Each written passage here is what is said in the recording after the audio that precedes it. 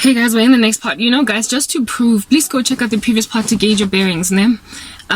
Just to show you how much this country shot itself in the foot when it comes to public education.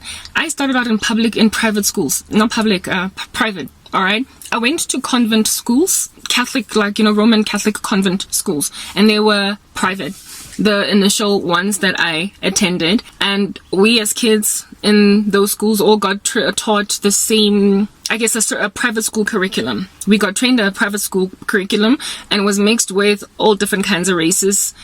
So it was a nice environment, a representative sample of what would happen if you just left kids to study at the height or at the level of advanced knowledge that all the other kids across the world are studying. Just leave them alone and watch them pass. Yes, every so often you're going to get black kids that struggle, white kids that struggle, etc.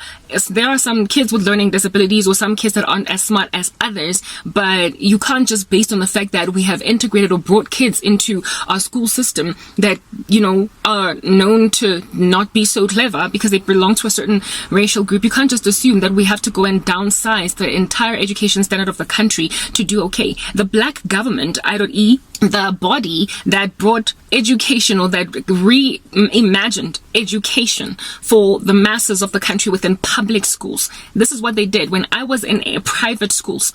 One was in Soweto, St. Matthews, and then I moved to Mayfair Convent, which was a private primary school. The education standard at St. Matthews, like I said, was in Soweto. The education standard of St. Matthews and of Mayfair Convent was so high. It was private. It was IBE. That's what they used to call it at the time. I don't know what they call it right now. It was so high in comparison to government schools that I was literally a rock star, a shooting star by the time I got to government school. My mother has been nomadic quite a lot. Like, she kept on moving from house to house. All right. And when she moved to the south of Johannesburg, it was too far away for me to continue at Mayfair Convent.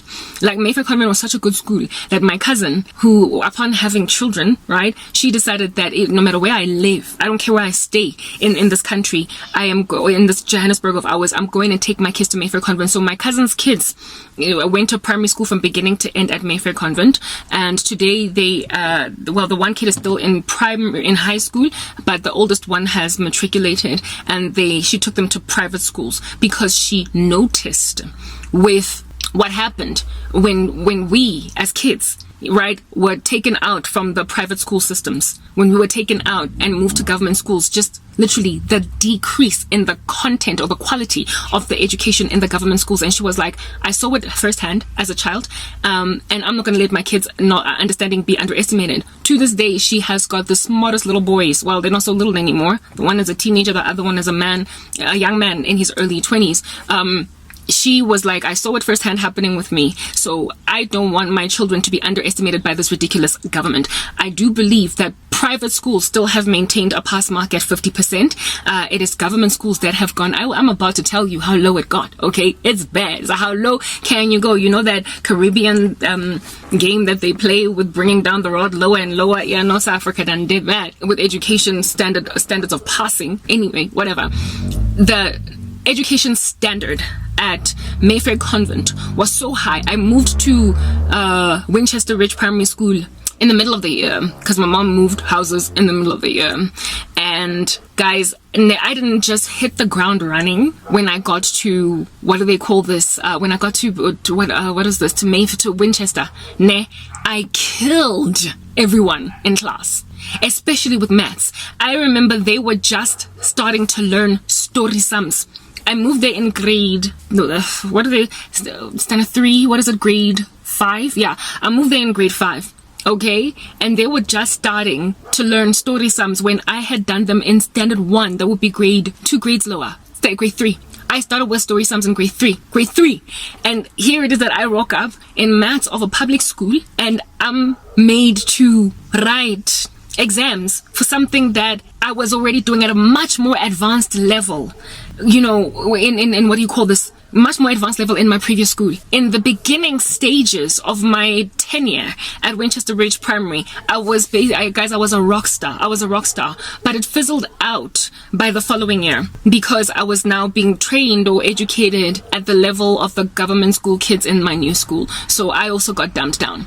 I got dumped down. But initially, I remember my teacher giving out results. She had just taught story sums, and she did an exam, a test for the kids in school, and she was so upset at how badly everybody did, and so she basically embarrassed everybody by giving out their marks on some, do me 5%, Refilwe 2%, this 10%. Like the kids were getting such low marks, and not percent, sorry, she was using, it was out of 40, and she was counting what was your total out of 40, and she got to Karabo, and I got something like 33 out of 40. My number was huge, like huge in comparison to everybody else. Everybody else was like, this guy 5, this guy 7, this guy 12, this girl 13, this girl 4 out of 40. And they got to my name, and I was expecting, since I was part of the class, to also be like 5 or whatever, and I had gotten like 33 out of 40 without studying. I hadn't studied. It had nothing to do with my intelligence. It was the level of education that I had in my previous school, because I had some pretty intelligent kids in the class that were in my class with me, but they struggled to grasp the story sums, and this was the first test for story sums, and they did really badly. That was just how much of a plunge from glory the public school system had come. So kids in the school, if parents can afford to take them to private schools, by all means do that. More than anything, I would like, if at all I had kids, to have learned how to homeschool type establishment thing. But the just the level of understanding, the knowledge, the content quality for children, that what they learn in public schools is low and just scant, it's skinny, it's emaciated in comparison to private schools, because there was an automatic assumption in the beginning of the New South Africa that black kids or kids that come from previously disadvantaged groups are going to damper the education standard, and so we have to reduce the content that the quality of the content that the kids study, and also pass mark, like I said. So they subjugated the whole country to that. That is a dumbing down of an entire nation. That's what y'all need to understand. It starts in those formative years of children. They dumped down education in the public schooling system. Thank goodness, however, the private schooling system still maintains some kind of sobriety. I don't know what they studied there, because, I never got to stay in private school. The rest of my schooling was in government schools, private school, public schools for the rest of my days. I never got to understand, but I watched it also happen with my little sister, who was started out in private schools, and she used to do, relatively well. She had a decent understanding of knowledge, and then she moved to a government school and just started to be mediocre, like just violently mediocre. She predictably fell within the normal distribution. She got disincentivized to try and learn more. Disincentivized, like entirely. That is, and my little sister is a good chunky, like 17 years younger than me, so she might as well be a different generation altogether. So this disease, this gangrene has spread far and wide, and the observation of also the learning of my little sister Shem. If I tell you what they did to the education system, I guess I'm about to do that right now, you would be shocked out of your minds. All right, shocked, literally socks knocked off your feet. What in the world under heaven it is that happened in this country. So not only did government schools make a decision to destroy content of knowledge, but they reduced the pass mark. When I got to grade 9, like in grade 8, I think the pass mark was still 50%, but when I got to grade 9, that's when they noticed, these kids are failing all over the show, right? They reduced higher grade to standard grade, and with that, with kids being on standard grade, they still were not pulling their weight. They were still not pulling their weight. Like the moment they got given that carrot stick of less performance, the moment they got told you can do less and get away with it, they took it, they ran with it, and so they got lazy in standard grade. So they started to fail in standard grade, guys. So this is like a portion of knowledge that has got extracts out of it. They've redacted essentially whole textbooks to give whatever is the non-redacted sections as the knowledge, and they still failed. So what did the government do to get these matric pass rates? For them, they were most concerned about matric. Matric is the last grade of high school, grade 12.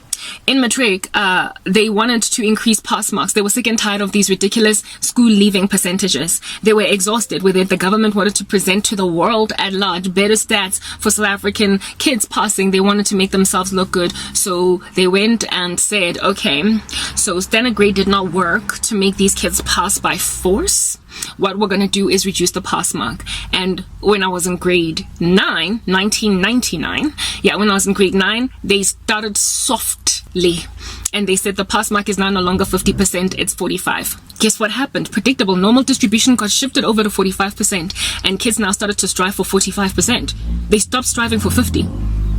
They stopped striving for 50. And so the performance of students in our classes was reduced by 5% on average. Like the mean drop of performance was brought down by 5%. They were still failing. Those who were failing, those who were like struggling to hit 50% because they were on 45%, started to get 30%. Hey, baton, guys. So those that were supposed to now start passing, because the pass mark is 45%, they continued failing. They went down by 5% too. Remember, the normal distribution, all of it moved to the left. And so even the kids that were already failing were still continued to fail. Hey, you would think 40% is bad, 45 is bad enough. They then took it up a notch again and brought it down to 40.